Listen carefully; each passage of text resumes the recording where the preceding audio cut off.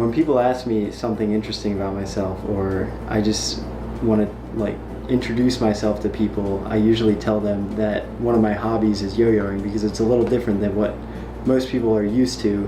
They're not used to hearing someone say, especially someone my age, they usually think yo-yoing's for children, but I really like yo-yoing, and I tell people that, yeah, you know, I yo-yo, and I've been into it for 5 or 6 years, and it's really interesting to me. It's really fun, and it's just something that not a lot of people hear. Well, I got into it when my grandmother got me a yo-yo for Christmas, I think it was, around like 4th or 5th grade, and it was just a normal yo-yo. It had a wooden axle in the inside, and my mom actually kept talking it up to be like, oh, she got you this really nice yo-yo. It was only like $7 or something. And she was like, oh yeah, it comes apart, and like, I didn't know much about it, but it was a decent yo-yo. But it came apart. It had a wooden axle on the inside. I think I still have it at home somewhere, but it was just your average, you know, you throw it down, pull it back up, sort of deal. But what I'm into now is more advanced than those kind of yo-yos. When you're learning a new trick, it can be frustrating sometimes because you won't get it right away, and actually in the yo-yo community, this is like a well-known thing, that there's a clicking period where you'll practice a trick a whole bunch and it just won't, like, you won't understand what you're doing wrong, and you just keep messing it up, and then eventually it just clicks. And like, that's something that every yo-yoer goes through.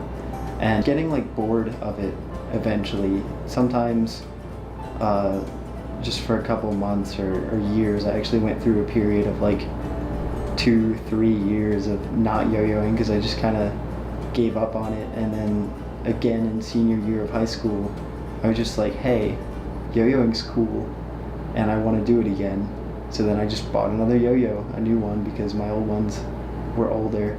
But yeah, different obstacles are just, sometimes you lose interest and you have like periods where you're like less interested in it, and then you get more into it. But yeah, those are some of the obstacles that I face. The ones that you would throw down and pull back up are what you would typically think of, but the yo-yos that I have at least, or I only have one that you'd throw down and you just are able to pull it back up. But I have about 10 yo-yos that are like metal or plastic with a metal bearing on the inside. They're called unresponsive yo-yos, and they don't come up when you pull them. You have to do a special trick called a bind. And the other ones that you'd throw down and they pull back up, those are called responsive, because you know, they, on the end of the string, they're responsive to your tug and they come back up. I wanted to start a yo-yoing club. I'm still trying to figure out how to go about starting a club, but I definitely think that's a possibility.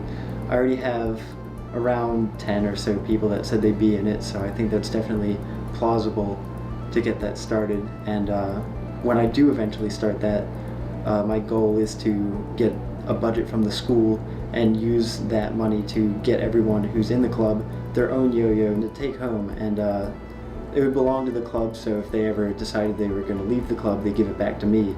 But they'd get a yo-yo of their own to take home and practice at home, and we'd meet once a week. And I think it would be a really cool thing to do on campus here, because not a lot of people know like how advanced yo-yos have come, and I think it would just be interesting to share yo-yoing with other people on campus.